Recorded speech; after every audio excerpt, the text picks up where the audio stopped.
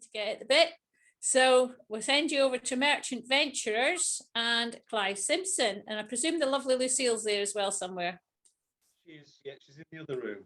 Say hi. Say hi, Lucille. Hi, Lucille. Good evening, everybody. Hello, Lucille. Hello. Hi, everybody. Hardly seems 12 months since we were all scurrying away to get home before the borders closed.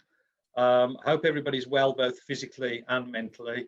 Been a very stressful time. Most of what we show you tonight is on the website. Obviously, we've not done any events this year, so stocks are a little bit low. But we've got most things in stock, or it will take a week or two to get it. For those not in this country, i.e. those living in Scotland and other places, we do ship all around the world, Alaska, Guam, Australia, and various other places. So without further ado, one of the most popular things that we sell is glassware.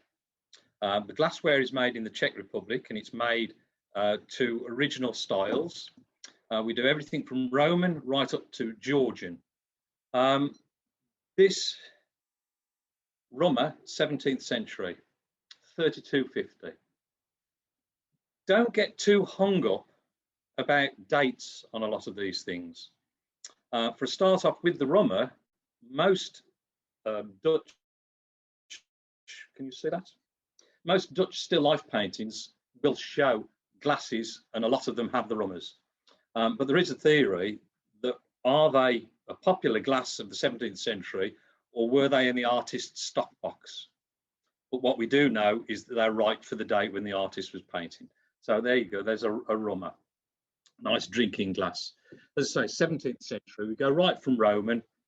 Nice Anglo-Saxon claw beaker, called claws because of the bits on the side, although a lot of people think that they're representations of dolphins. We're not long after the Roman period here, and dolphins featured a lot in Roman art and culture. So they thought that they were probably representations of dolphins. Very difficult to make.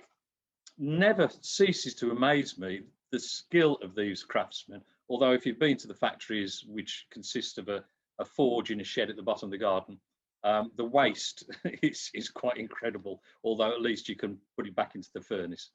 But it's all done by hand. It's got to be kept moving all the time, or else it becomes sort of oval.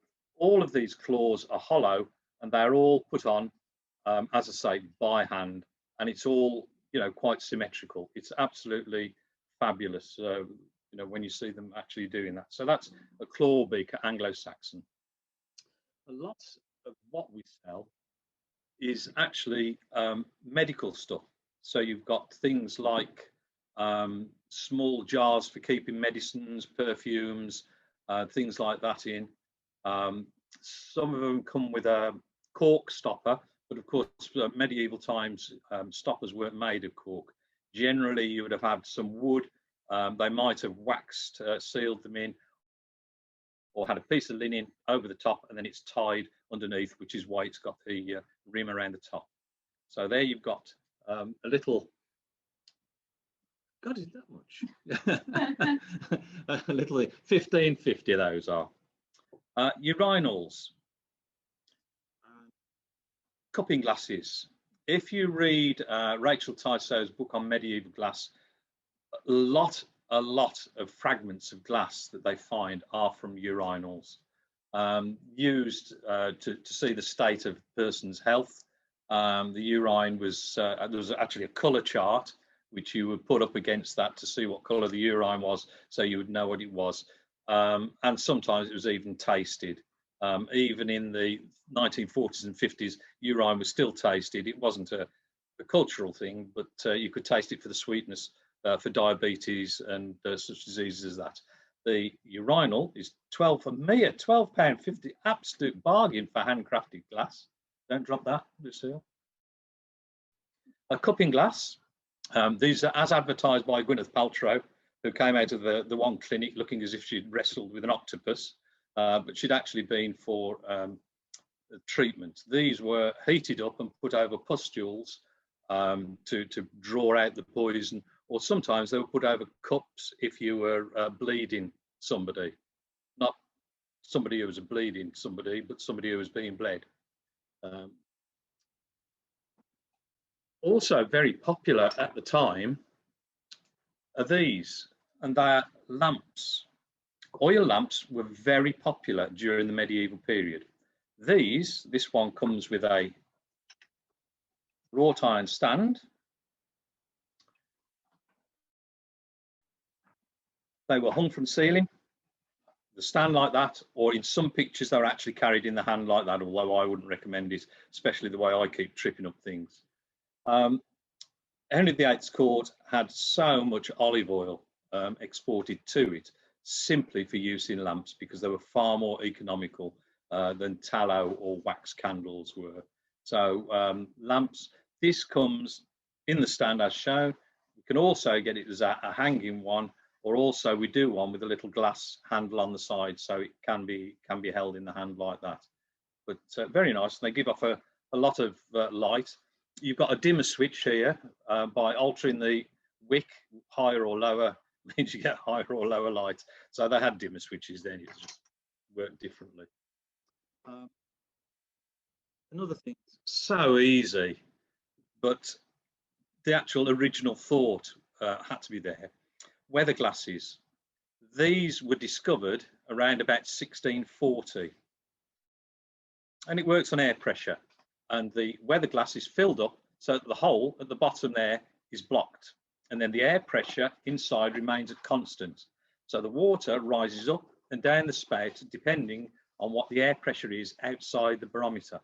So the higher up the water is, the worse the weather's going to be. If it drips out the end, like it did on my pine Welsh dresser when I got the green food colouring in it, and it coloured the dresser, you know that there's thunder, probably from the weather and also from your wife. So those about 1640, but they carried on being made until the 1930s because it was an accurate forecast about 24 hours before, and it worked, and it was a lot cheaper than some of the other barometers. As well as the practical glass and the drinking glass, there's also certain novelties from originals. We do one shaped like a pig, there's another shaped like a boot, and there's also this curious one here, which is a willy glass. There's a rib for comfort on the bottom. This is actually a copy from one 17th century in Holland. Trust the Dutch. Yeah. So it has a spout there, you fill it and get your friends to drink it, and you can all have a laugh then, can't you? Anyway, that's in the days before YouTube, but I'm sure people would make use of that now. As a segue from the last film, which was very good and very slick, now you're seeing something that's not very good and not very slick, but you know, it fills 15 minutes. Talking about taffel, there's a little king, taffel king. Here's a copy of one that was found in Sweden. What we generally use is use him as king, and then little glass slubs as his soldiers. So he's actually a little taffel piece. Okay, so that's about it for the glass. There are other things that we do, other drinking. Oh, I'm just reaching over now. Other drinking things. Interesting point. Romans were one of the first cultures to start blowing glass. A lot of their glass was cast. Love the Roman glass. There's glasses around now that you actually know who made it. They were actually signed the glass, and 2,000 years we know who made it. Absolutely brilliant. Another thing that they did was pewter. The Romans were one of the first people to make pewter. We do a small range of modern new pewter. Pewter is a mixture of tin, nickel, antimony, and lead. Although modern pewter doesn't use lead.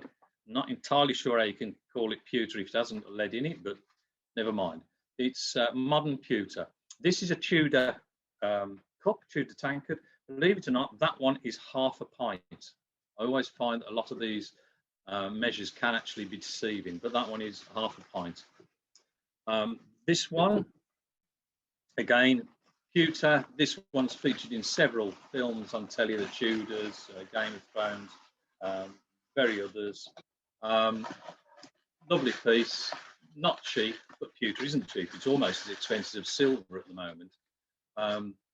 Very nice. We also do a range of second-hand pewter. Obviously, it depends what we can get at the time, and it depends on what we've got, but plates and things like that, as they work out a lot cheaper. A lot of them do have lead in, but personally, I've not got a problem with that. I think you'd have to eat the bloody plate before it actually did an awful lot of harm to you. Moving on from there, to pay for all of these things, of course, you need money. And we also sell that as well. There again, right from Norman, right up to Charles II. So basically hammered coinage. I don't know whether you can see that there. Oh, there you go. That's a James I crown. Or is it a Charles I? No, James I crown. So it's 5 shillings or 25p. Made of solid gold. I bet you wish you got solid gold 25p's nowadays, don't you? So those are £1.20 each.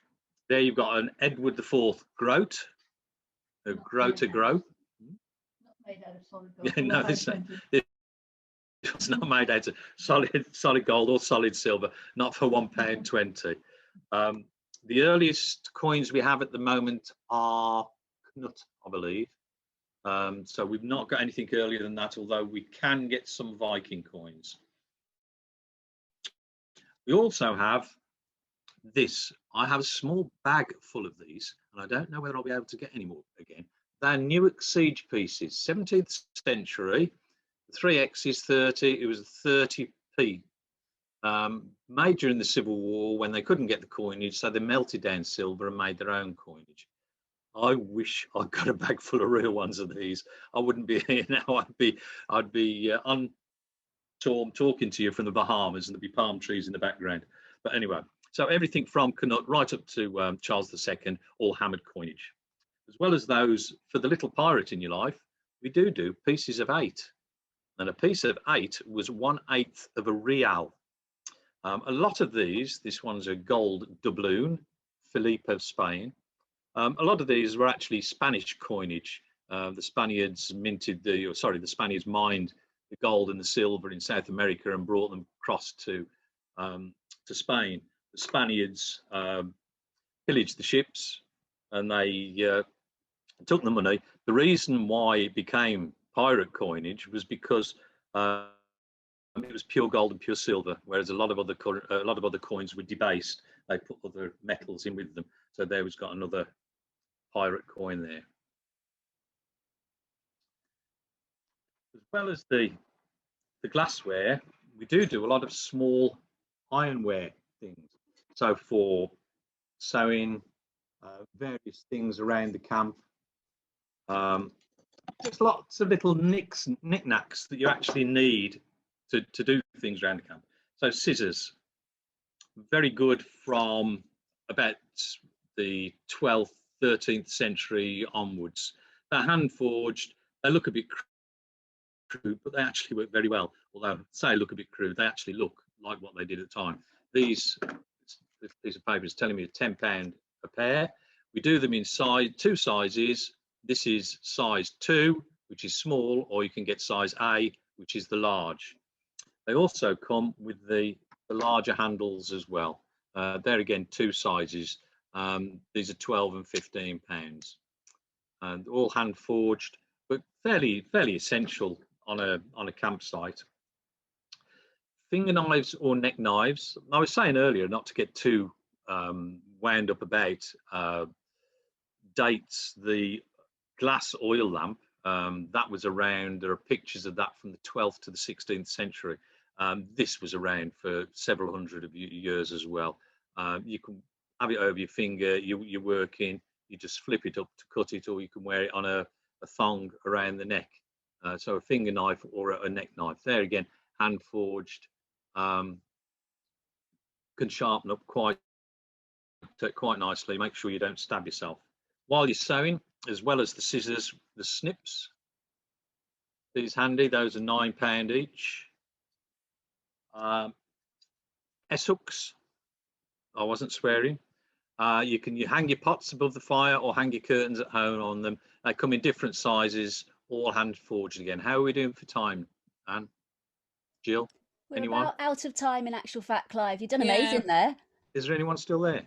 Yeah, we're here. We're listening to you. All right, Yeah, thanks. we're out of time, Wake- Clive. wake We're out up. of but we do know that when you're very enthusiastic about your stock and you like to tell everybody what you've got, which has been great because I think you've covered quite a few areas there. On the wall, you've got a 17th century Walloon sword, 17th century back sword, 17th century left-handed dagger, and Right. of course John Speed. Right. And good of course, good you're ordering through your website and your Facebook pages and everything. Ordering through the website, Etsy, Facebook, Instagram. Ask Lucille. Right. I haven't got a clue what these things are. That's right. And all these details are on our Facebook page and our website as how to get in contact with all these traders. So if you go on to either Facebook page or our website, you'll find it both in index order alphabetically, and you will find it in departmental. And what area can you be found in? Is it general living history stuff? I think it is general, yeah. Right. Okay then. Thanks a lot, Clive. I really appreciate that. Quite all right. You're welcome. Thank you. Thank you. Right.